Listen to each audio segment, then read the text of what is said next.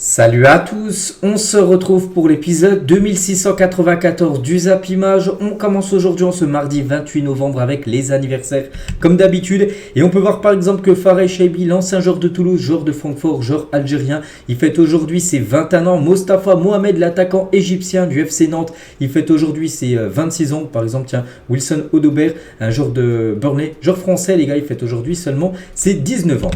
On continue, on va parler de tout ce qui s'est passé hier soir, lundi, parce qu'il y avait quelques rencontres. Tout d'abord en Espagne, on va parler du surprenant Gérone qui jouait à domicile contre l'équipe de Bilbao et Gérone accroché un partout. Donc les hommes de Michel laissent filer 2 points et perdent leur première place au profit du Real Madrid parce que depuis quelques journées, c'était devant le Real, devant l'Atlético, devant le Barça, tout ça.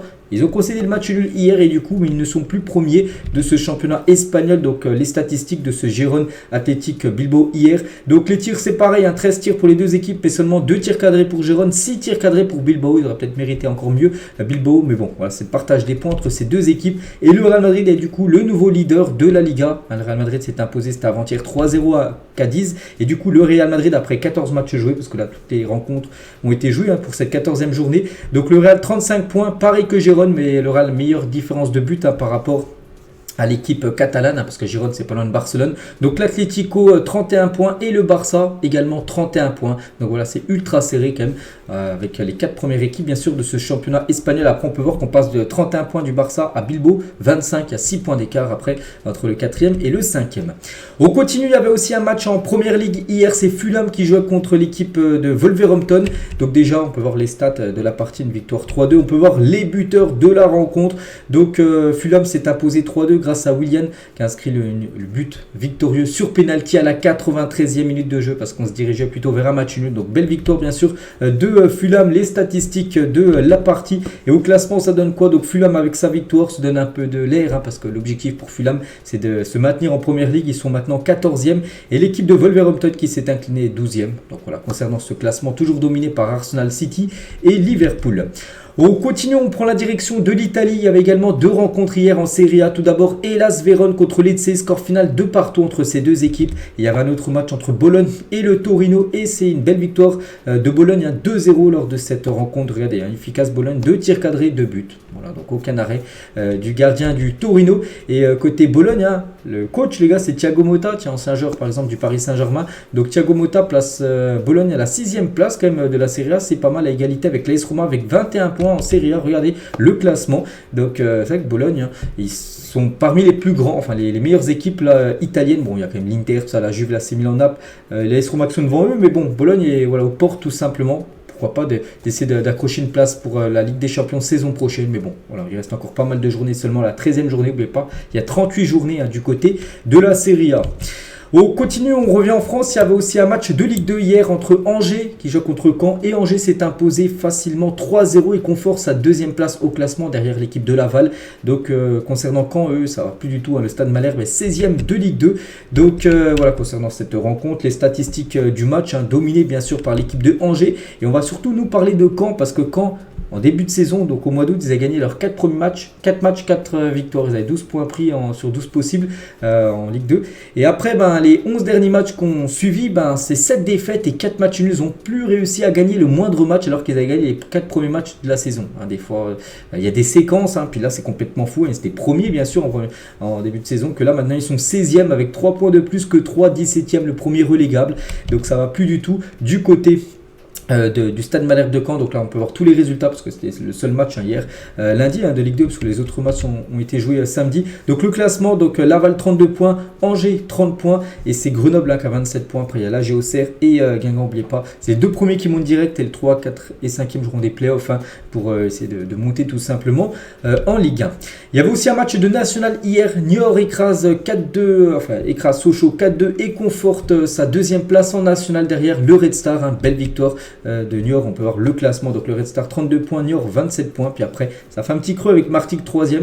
Et Martigues a seulement 23 points. Enfin, c'est déjà pas mal. On prend la direction de l'Arabie Saoudite parce qu'il y avait de la Ligue des Champions asiatique qui se jouait hier lundi. Et on va parler de l'équipe de Cristiano Ronaldo, l'équipe de Al Nasser qui joue contre une équipe en Iran. C'est Police. Voilà, bon bref, il n'y a pas eu grand chose dans le match, vu que ça s'est fini. Un triste 0-0, 7 tirs pour Al Nasser, un tir cadré, 0 but. L'équipe visiteuse aurait même pu gagner le match, du coup voilà, partage des points entre ces deux équipes. Et on va parler de Ronaldo, bien sûr. Ronaldo a joué, et Ronaldo très clément, on peut dire, quelle classe de Cristiano Ronaldo, qui dit à l'arbitre qu'il n'y a pas pénalty après avoir subi un léger contact dans la surface. En gros, l'arbitre siffle pénalty pour l'équipe d'Al Nasser, et Ronaldo lui fait non, en gros, il n'y a pas pénalty, tout ça. C'est quand même incroyable. Et pas que c'est fini à 0-0, par exemple, il aurait marqué, enfin le pénalty il aurait été tiré par Ronaldo, il aurait marqué, Al Nasser aurait gagné. Donc l'arbitre, qui avait dans un premier temps désigné le point de pénalty, est revenu du coup sur sa décision après l'intervention de CR7, qui lui indiquait tout simplement qu'il n'y a pas pénalty. Donc voilà, ce qu'a fait quand même Cristiano Ronaldo hier. C'est vrai qu'il aurait pu gonfler ses stats avec un but de plus, mais bon, il a dit qu'il n'y avait pas faute sur lui. Mais bon, au classement, les gars, après 5 journées, il ne restera plus qu'un match.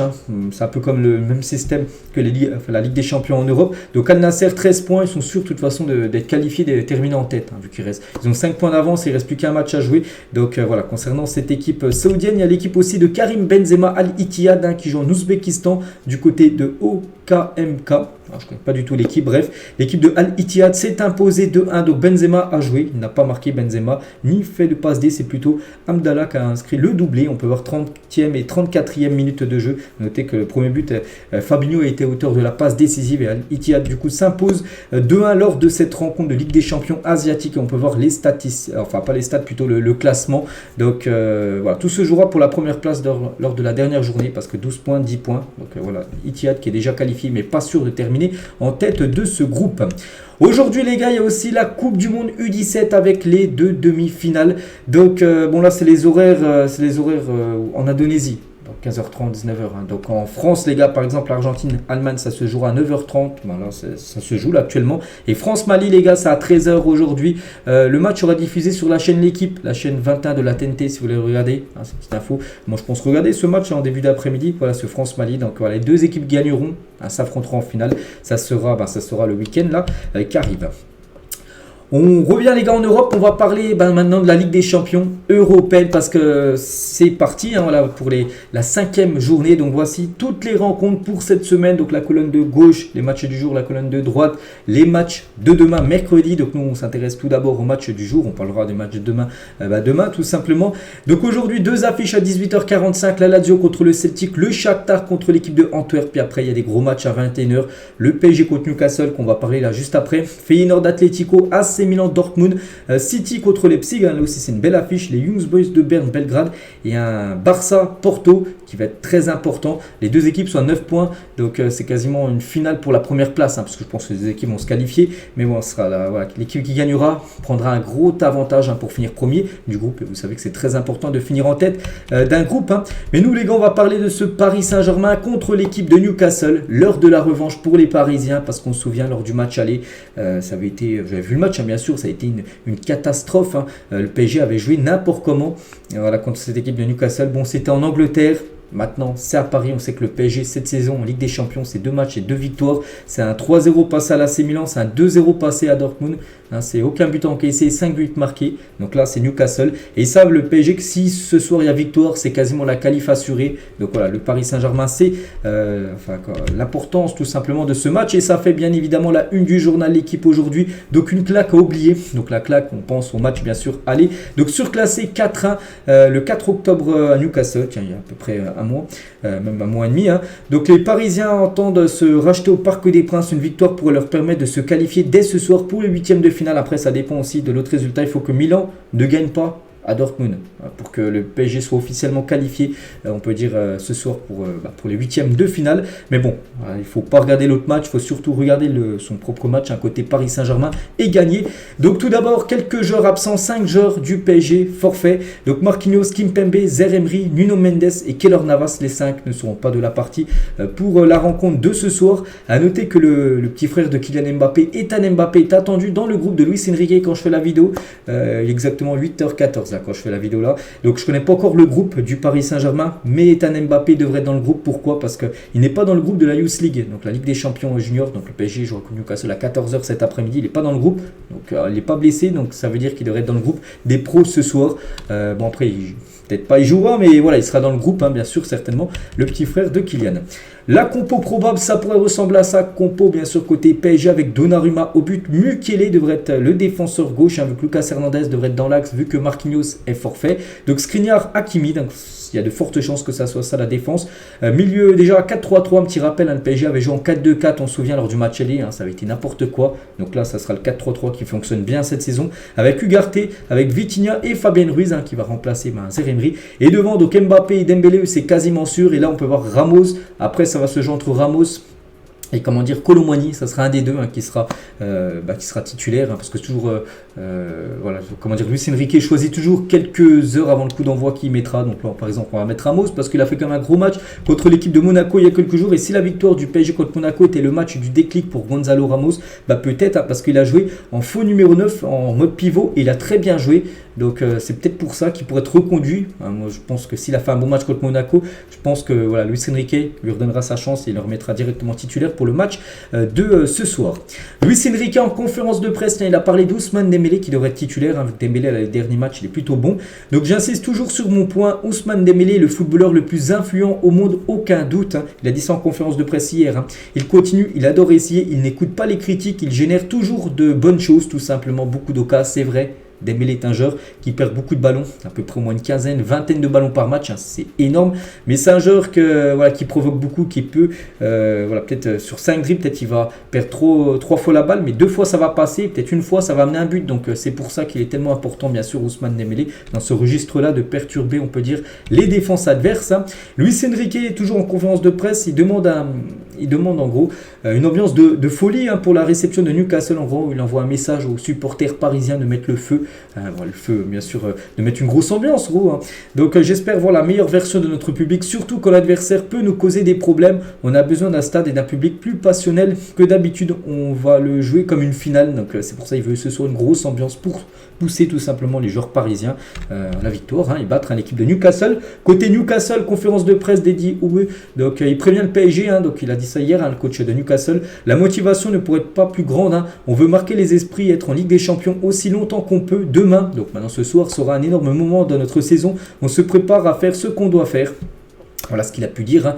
N'oubliez pas que Newcastle prépare bien ce match du côté du PSG. Ils ont mis un 4-1 à Chelsea ce week-end. Le PSG a gagné 5-2. C'est avec ces deux équipes qui ont marqué quand même beaucoup de buts lors du week-end dernier en championnat. Mais là, cette fois-ci, elles s'affrontent dans une autre compétition. C'est la Ligue des Champions. Et regardez cette fois-ci la compo probable côté Newcastle. Je vais montrer côté PSG là il y a quelques instants. Newcastle, ça devrait être ça. Un 4-3-3 avec par exemple Isaac, Almiron et Gordon en attaque. Joelinton, Guimarães et Mialé en milieu de terrain. A noter que le banc de Newcastle sera très vide. C'est vrai que c'est un joueur blessé. S'il souhaite changer quelque chose, en gros il n'y aura pas grand chose parce qu'il y aura 2 gardiens. Voilà, donc gardien, on pense que Pop ne bougera pas, et 3 jeunes et des joueurs qui jouent très peu. Donc en gros voilà, vraiment il a son 11 type, puis vraiment les joueurs sur le banc, ça ne sera pas des joueurs, enfin on espère, qui apporteront quelque chose ce soir. Donc voilà, concernant normalement la compo côté Newcastle. Et côté supporters, parce qu'on sait que les supporters de Newcastle, même des équipes anglaises, se déplacent souvent en nombre. Donc 2000 supporters de Newcastle vont faire le déplacement à Paris pour soutenir les Magpies face au PSG. Ce match est classé 2 sur 5 par les services de la division nationale de lutte contre le hooliganisme. Donc voilà, 2 sur 5. Mais bon, hier ça a dégénéré. J'ai vu des vidéos là tout à l'heure. Regardez, des violents affrontements ont eu lieu à Paris. Donc hier soir entre supporters parisiens et Newcastle. Dans des bars, il y a eu des ballons, ils ont cassé des vitres, balancé des chaises, tout ça. Donc c'était très très chaud entre les supporters, en espérant que tout se passe bien ce soir en dehors et à l'intérieur bien sûr du stade. Concernant le président Nasser, ça fait longtemps qu'on ne l'a pas vu au parc parce qu'il était blessé, rupture ligament croisé pour Nasser. Donc il s'était blessé en jouant au paddle avec Marco Verratti il y a quelques semaines. Donc du coup il s'est blessé. Et normalement ce soir il sera bien présent parce qu'il a il s'est un peu soigné, ça va un petit peu mieux. Donc ce soir il sera présent au stade Nasser. Ça faisait longtemps qu'on ne l'avait pas vu du côté du Parc des Princes. Voilà ce qu'il va dire sur ce PSG Newcastle. Je ferai certainement le débrief à la fin du match, les gars. Je sortirai la vidéo certainement sur ma chaîne BizBiz Paris Saint-Germain. Concernant les autres équipes françaises qui jouent cette semaine en Ligue des Champions, en Europa League, Europa Conference League, on peut voir le résultat des adversaires des clubs français en Coupe européenne. Donc par exemple Newcastle, j'ai dit ils ont gagné 4-1. Donc demain Lens reçoit l'équipe de Séville, ils ont perdu 2-1 Séville du côté de Real Sociedad. Rennes qui joue contre le Maccabi Haïfa, ils ont gagné 2-1 Maccabi Haïfa. Je sais pas, tiens, l'Ajax qui joue contre l'Olympique de Marseille, l'Ajax s'est imposé 5-0. On peut voir tous les résultats des futurs adversaires là, des équipes françaises pour cette semaine. On continue les gars, on revient un an jour pour jour en arrière, c'était le 28 novembre 2022 et Vincent Aboubakar entra en jeu pour le Cameroun face à la Serbie en Coupe du Monde et inscrivait ce lob exceptionnel pour les siens. Voilà, c'était il y a un an jour pour jour, ce magnifique bijou tout simplement d'Aboubakar lors d'un match de poule de la dernière Coupe du Monde. On va parler cette fois-ci d'Alejandro Garnacho, a ému aux larmes ce jeune supporter en lui faisant un cadeau. Donc l'Argentin lui a offert une paire de crampons, les mêmes que ceux avec lesquels il a marqué hier. Enfin maintenant c'est avant-hier, on se souvient de son magnifique retourné acrobatique, sublime but, je ne sais pas si vous l'avez vu, il est sublime. Donc à la fin du match les gars, donc il a rencontré un supporter plutôt désolé, et il lui a offert une paire de crampons, peut-être celle qu'il a portée pour ce bijou, ce but magnifique qu'il a marqué. Donc on peut voir bien sûr l'émotion du jeune supporter. Et concernant sa célébration, parce qu'il a célébré comme Cristiano Ronaldo, vous savez il a sauté en faisant le tour sur lui-même, en faisant la célébration de CR7. Et Arturo Vidal sur la célébration de CR7 de Garnacho, avant-hier il a dit la seule mauvaise chose, ou ce que je n'ai pas compris, c'est pourquoi il fait la fête, enfin la célébration comme Ronaldo en gros. Il doit se faire un nom, c'est déjà un grand joueur, et c'est bien qu'il soit son idole, respect pour cela, mais ensuite il doit se faire son propre nom et arrêter de reproduire les célébrations de son idole Ronaldo. Comment allez-vous célébrer un but et vous en souvenir? Je ne sais pas célébrer d'une autre manière, mais c'était un grand but, Donc voilà, bon, ce qu'a pu dire Arturo Vidal, c'était sur sa chaîne Twitch. On va parler de deux grands joueurs les gars, Ronaldo R9 avec Kevin De Bruyne, donc une photo légendaire bien sûr entre deux très grand joueur de football, bien évidemment. Et concernant Kevin De Bruyne, n'oubliez pas qu'il s'est blessé lors du premier match de la saison. C'est vrai qu'on l'a pas vu, on l'a quasiment pas vu cette saison. Écarté des terrains depuis août dernier, donc depuis la première journée de Première Ligue. Kevin De Bruyne espère revenir après le nouvel an si tout se passe bien. Il a une blessure, je crois qu'il s'est fait opérer en plus Kevin De Bruyne, donc il devrait revenir normalement début janvier si tout se passe bien. On espère le revoir le plus rapidement possible. C'est vrai que même sans De Bruyne, on peut voir que City fonctionne, mais c'est vrai qu'il est très important bien sûr pour l'équipe de Pep Guardiola. On va parler de Frenkie de Jong, et le père de Frenkie de Jong a officialisé aujourd'hui que son fils est devenu papa. C'était exactement mardi dernier, c'était le 21. Donc la semaine dernière, donc la belle histoire, c'est que le nouveau venu serait né il y a une semaine pile, donc mardi dernier, soit le 21 octobre à 21h21. Le même numéro porté par le milieu de terrain, donc de Jong du côté du Barça, c'est le 21. Donc voilà, son fils est né, enfin fils ou fille, je pense que c'est marqué si c'est son fils. Donc il est né le 21 octobre à 21h. 21 minutes, donc voilà, exceptionnel, on le félicite lui et bien sûr sa copine. Le Bayer Leverkusen demande entre 120 et 130 millions d'euros pour Florian Wirtz, très bon joueur les gars, peut-être joueur sous-coté. On sait ce que fait Leverkusen cette saison, parce qu'ils ont un grand coach, ils ont deux gros latéraux, Frimpong et Grimaldo, ils ont Victor Boniface qui marque beaucoup de buts, mais ce joueur aussi tellement important les gars, c'est Florian Wirtz. Donc le Bayern surveille l'Allemand, partir directement à l'étranger n'est pas le premier choix du joueur, donc en gros ce serait peut-être de rester en Allemagne, donc soit rester à Leverkusen qui fonctionne bien, ou peut-être viser pourquoi pas le Bayern Munich, mais voilà, ça sera très cher, ça sera minimum 120 millions d'euros qu'il va falloir débourser pour s'offrir la pépite allemande. Fabio Grosso devrait rencontrer John Textor cette semaine à Lyon. Aucune décision n'a encore été prise, mais le coach lyonnais pourrait ne pas résister à la défaite contre le LOSC. C'était avant-hier, on s'est Lyon a perdu 2-0, comme souvent cette saison, une défaite. Et du coup, réunion cette semaine entre John Textor, le propriétaire de Lyon, et Fabio Grosso. On ne sait pas trop ça va aller dans quel sens, mais peut-être un licenciement. Et Grosso pour être licencié courant décembre, si les résultats de Lyon ne s'améliorent pas face à Lens samedi. Tiens, il y a un Lens-Lyon, ça va être compliqué pour Lyon, surtout que Lens, les gars, c'est une grosse équipe. Et ensuite contre Marseille le 6 décembre prochain avec l'Olympico qui doit être rejoué, donc ça sera mercredi. Donc tiens, c'est mercredi dans une semaine et un jour. Donc il y a Lens et Marseille. Donc là c'est deux matchs hyper importants. Si c'est deux mauvais résultats, ça sera fini pour Grosso. Lyon devrait déjà encore changer de coach, c'est fou. Et regardez quelques noms, voilà, quelques entraîneurs libres que Lyon pourrait pourquoi pas essayer de recruter. Bon, je vais pas tous les citer, mais voilà, comme des bons coachs. Antonetti, tiens, Genesio, ancien coach de Lyon, ancien coach de Rennes également, peut être une option. Il y a Sampoli, il y a Lamouchi, il y a Comboiré, il y a Gourvenec, il y a Ripoll, il y a Domenech, il y a Jean-Marc Furlan, même Gérard Baticle. Voilà, donc il y a pas mal de pistes, hein, bien sûr, pas mal d'entraîneurs libres que Lyon peut aller chercher et remplacer Grosso, parce que Grosso, ça marche pas. Et pour Stéphane Guy, il a dit, hein, si j'étais Lyon, je me pencherais immédiatement sur Genesio. Le bilan de Genesio à Lyon me paraît tout à fait défendable. Hein. Genesio s'en va parce qu'il est pourri par les supporters de Lyon. À l'époque, hein, c'était surtout les supporters qui ne voulaient plus trop de Genesio. Mais quand on voit les derniers coachs, Laurent Blanc, Grosso, ce que ça a donné, Genesio, enfin, en gros, c'était bien mieux que les derniers entraîneurs. C'est pour ça que Stéphane Guy en dit en gros que pour Lyon, ce serait bien de faire revenir tout simplement Bruno Genesio, qui est libre, hein, comme je l'ai dit. Hein, il a été viré il y a à peu près 2 semaines par l'équipe de Rennes. Et Jérôme Roten, tiens, sur son émission Roten sans flamme hier, donc se paye Fabio Grosso, il a dit, est-ce qu'un autre entraîneur ferait mieux à Lyon? Il ne ferait pas pire déjà, c'est clair et net. Hein. Qu'est-ce qu'il dégage l'entraîneur? Donc tu regardes le match, même si tu ne connais pas très bien le football, tu te dis pourquoi à chaque fois que ça ne va pas bien à la mi-temps, il change 3 joueurs et après il change de tactique en deuxième période. Hein. Tous les joueurs qui peuvent t'offrir des certitudes par leur expérience, tu les mets à dos en les mettant en concurrence avec des joueurs de Ligue 2. Par exemple la Casette, tout ça, tu le mets sur le banc lors des derniers matchs. Hein. Il faut quand même le mettre titulaire, même s'il ne fait pas une grande saison, ça reste comme la Casette, un joueur qui a beaucoup d'expérience, qui peut t'apporter beaucoup, mais non, Grosso a ses choix en tête, hein, et c'est pour ça qu'il est beaucoup pointé du doigt. Et en plus de ça, tu vas lui mettre aujourd'hui dans les pattes Genesio qui vient d'arrêter à Rennes et qui était hier en tribune. La pression va être encore plus forte. Hein. Donc, je savais pas, mais on peut voir que Genesio était en tribune en plus avant-hier pour le match. Hein, il est venu voir le match en tant que spectateur, il a bien sûr le droit. Donc voilà, concernant bien sûr Roten, hein, sur Fabio Grosso.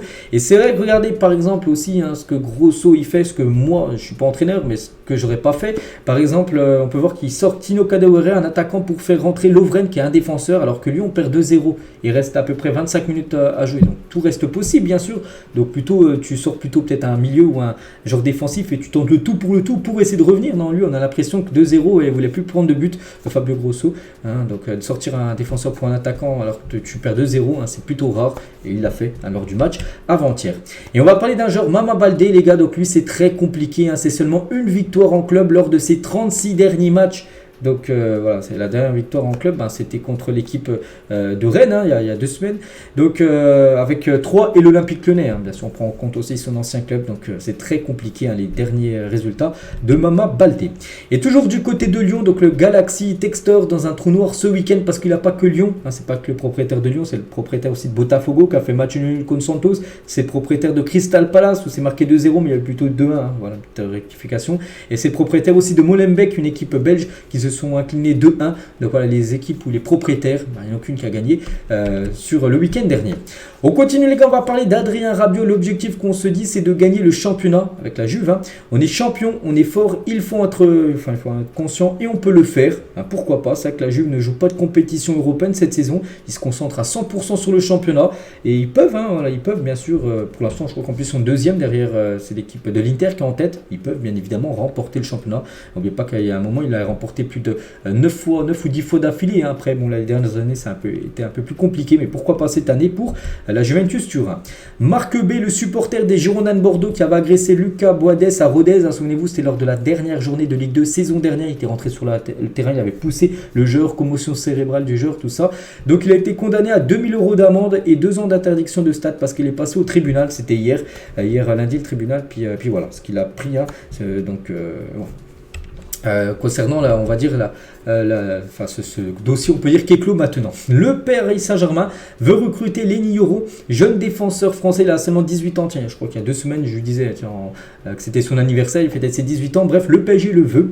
Donc pisté par le Real Madrid également et le Bayern, hein, les dirigeants parisiens comptent bien passer à l'offensive pour devancer leurs concurrents. À ce jour, le LOSC souhaite prolonger son prodige, hein, donc il souhaite le garder. Le PSG, le Real et le Bayern le veut. Donc voilà, c'est une pépite, hein, bien sûr. Je crois qu'en plus il a marqué quelques buts en Ligue 1. Il est tout jeune, il a seulement 18 ans et le PSG aimerait déjà le recruter. Donc pour l'instant, le joueur préfère rester prudent. Donc il a décidé, d'après l'équipe, hein, de terminer tout d'abord sa saison à Lille, qui veut le conserver, hein, parce que le PSG le voulait dès janvier. Hein. Mais voilà, lui il souhaite comme rester du côté de Lille pour prendre encore du temps de jeu, tout ça, parce qu'au PSG il sera peut-être sur le banc. Donc le LOSC aurait fixé le prix de son crack pour cet été entre 40 et 50 millions d'euros. Là, si le PSG va le chercher, il va falloir débourser quand même une grosse somme.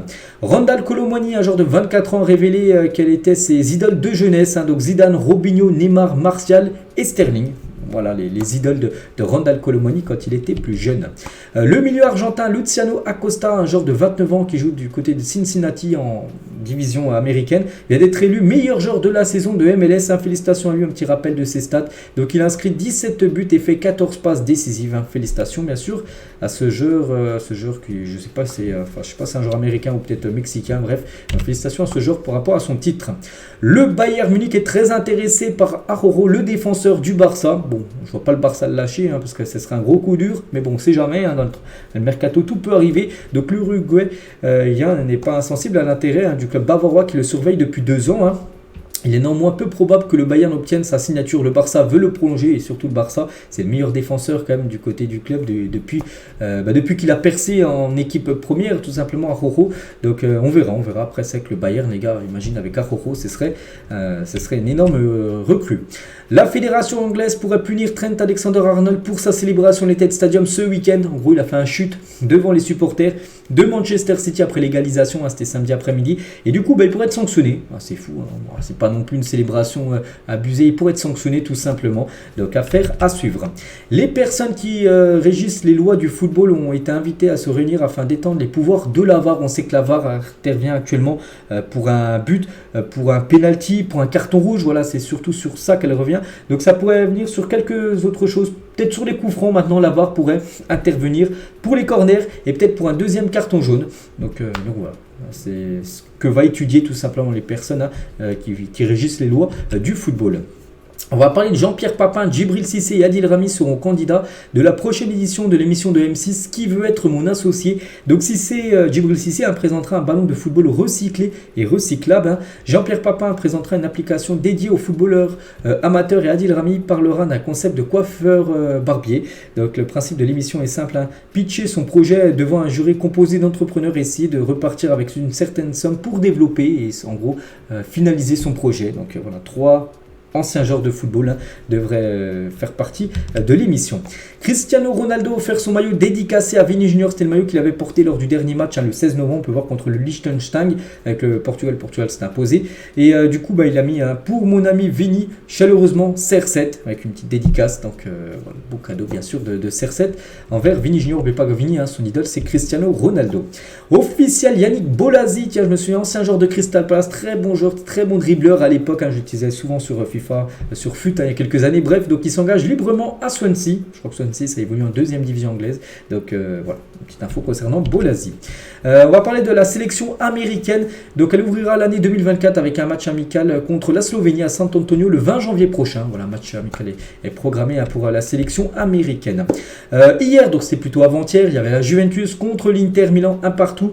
Et donc avant-hier, un supporter de la Juve a brodé un maillot de Rodri aux fans de l'Inter Milan. Pourquoi Rodri, Manchester City? Parce que City a battu l'Inter en finale sur un but de Rodri. Je parle de finale de LDC. Voilà, donc c'est pour ça que pour les chambrer un peu les supporters de l'Inter, il a montré le maillot de Rodri. Voilà, avec ce but en finale, un victoire 1-0, c'était il y a quelques mois. Seul Manchester City a pris plus de points qu'Aston Villa en Première Ligue en 2023. C'est fou, Aston Villa, c'est vrai qu'on en parle peu, on parle beaucoup de City, Arsenal, Liverpool, mais Aston Villa, c'est très costaud. Quel travail d'Unai Emery qui a récupéré le club à la 12e place il y a un peu plus d'un an et qui place maintenant Aston Villa actuellement dans le top 4 du championnat. Ils sont 4e ex aequo avec Liverpool. Après, il y a City 2e et il y a Arsenal qui est en tête. Donc voilà, c'est fou ce que fait quand même Aston Villa. Et on va parler de quelques joueurs qui performent comme Boubacar Kamara, l'homme de l'ombre, on peut dire, au milieu de terrain. Vraiment, c'est une pierre angulaire du Aston Villa d'Unai Emery cette saison. Le Français enchaîne les excellentes prestations et éclabousse la Première Ligue de son talent de semaine en semaine. On se souvient déjà de son talent à l'époque du côté de Saint-Etienne, du côté de Marseille et maintenant, tout le monde le connaît bien sûr, du côté de l'Appel. Lui aussi, les gars, genre tellement sous-côté, c'est Oli Watkins. Donc cette saison avec Aston Villa, c'est déjà 12 buts et 5 passes D. Là aussi, donc il y a un grand milieu de terrain avec Kamara et un grand attaquant avec ce joueur. Et aussi un autre joueur, les gars, c'est Douglas Luiz aussi qui est un très bon joueur. Et vu qu'il est tellement bon, les gars, il y a Arsenal qui aimerait le recruter. En gros, Douglas Luiz est en tête de la liste d'Arsenal pour renforcer son milieu de terrain. Cependant, Aston Villa compte sur lui, il n'a pas l'intention de le vendre. Voilà, si Aston Villa veut, par exemple, je ne sais pas, accrocher, pourquoi pas une place en Ligue des Champions, ils peuvent le faire. Newcastle l'a fait saison dernière, Aston Villa peut le faire cette saison, mais ils doivent garder leur meilleur élément et surtout garder tout simplement ce joueur Douglas Luiz. On va parler de Lyon qui pense à Baptiste Santamaria pour renforcer son poste de milieu de terrain. Voilà, ce joueur qui joue peu du côté de Rennes pourrait potentiellement débarquer du côté de Lyon l'hiver prochain. Les propriétaires saoudiens de Newcastle se mettent à dos de plus en plus les supporters de Newcastle. Donc les propriétaires saoudiens, en gros, ils veulent plus d'ambiance dans le stade du côté de Newcastle. Ils doivent être à la hauteur de l'intensité mise par les joueurs dédiés au oui. Ils doivent être plus bruyants parce que du côté des ambiances en Angleterre, c'est par rapport en France, les gars, en France, les ambiances sont énormes. Quand on pense à Marseille, tout ça, il n'y a pas des ambiances comme ça du côté de la Première Ligue. C'est pour ça que les propriétaires saoudiens voudraient un peu plus d'ambiance, tout ça. Après, cette phrase n'a pas été appréciée par les supporters qui pointent du doigt plusieurs problèmes. Tout d'abord, les places trop chères pour aller voir les matchs de Newcastle, les bières payantes, bon, ils ne vont pas avoir non plus les bières gratuites, trop de touristes maintenant qui vont voir les matchs de Newcastle et système de billetterie défaillant. Donc voilà, une petite info concernant un futur adversaire du PSG ce soir.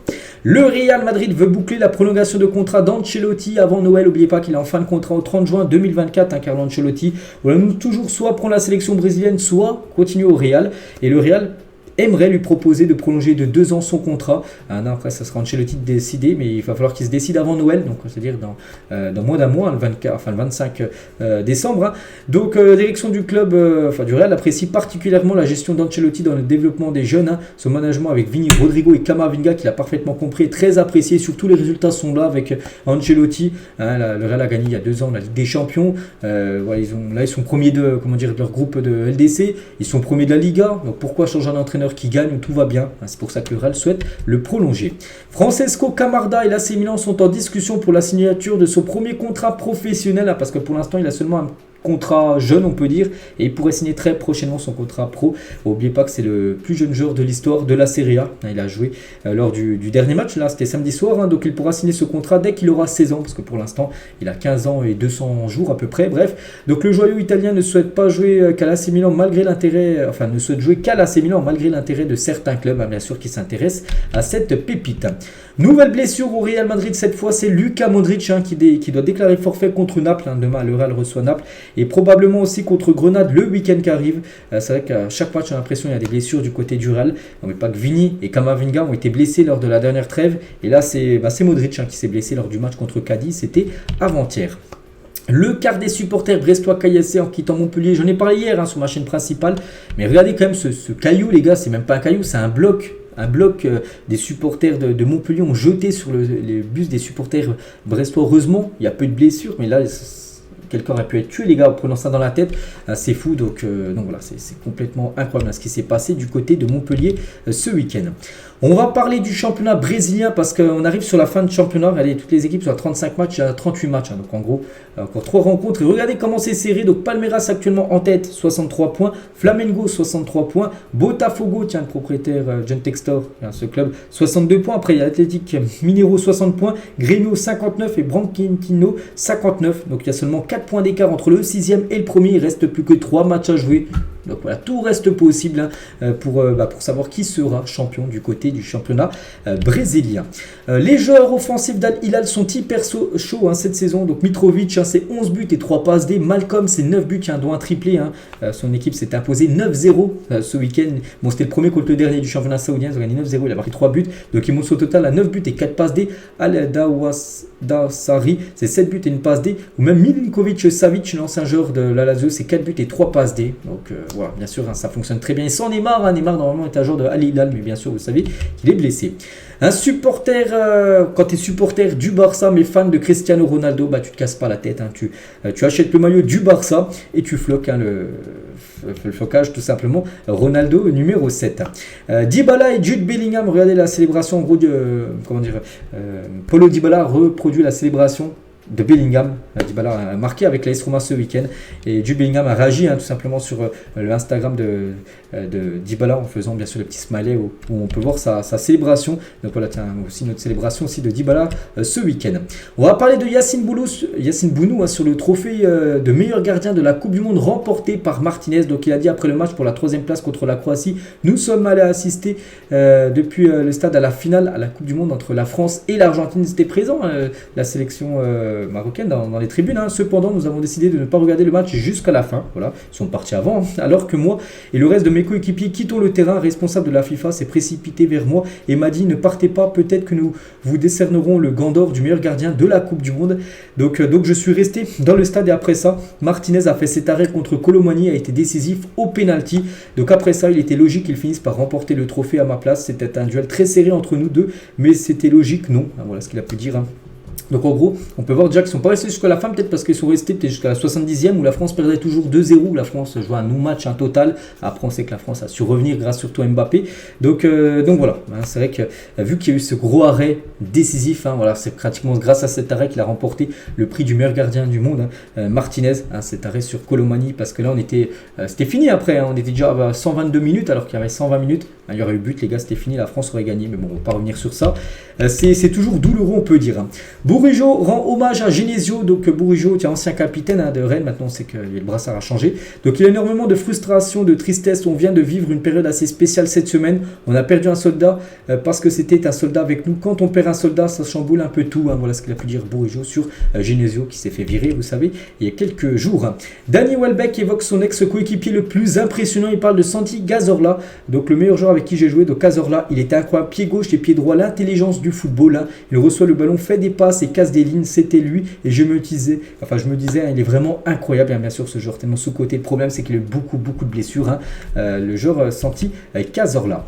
On va parler d'Osimhen et la priorité de Chelsea. Pochettino souhaiterait renforcer son effectif à placer le nom de l'attaquant en haut de la liste. Hein. L'international nigérian n'est pas insensible à l'intérêt des Blues. Donc voilà, si ça se fait, les gars, je pense qu'on dépasserait facilement les 150 millions d'euros. Hein, parce que je vois pas Naples lâcher en dessous des 120, 130. Donc voilà, ça peut être un gros transfert et pourquoi pas dès janvier prochain. Lacazette, lui, il est ciblé par les Los Angeles Galaxy parce que Lacazette pourrait être vendu par l'équipe de Lyon et du côté des États-Unis, on cible l'attaquant français. Du côté du PSG, donc Youssouf Fofana et Kefren Thuram sont appréciés hein, du côté du Paris Saint-Germain, donc affaire à suivre. Hein, un joueur qui joue à Nice, l'autre qui joue du côté de Monaco. Et on finit cet épisode bien évidemment avec le match de ce soir. Un petit pronostic en commentaire, n'hésitez pas à le mettre hein, si vous voulez, hein, voilà, faites comme vous voulez. Donc moi je vais partir sur une victoire du PSG, une victoire 3-1 ce soir des Parisiens contre l'équipe de Newcastle. Ça sera un résultat parfait. Donc voilà les gars ce qu'il y a à dire aujourd'hui. J'espère que ça vous a plu. On se retrouve tout à l'heure. Il y a l'After Zap Image hein, sur ma chaîne secondaire.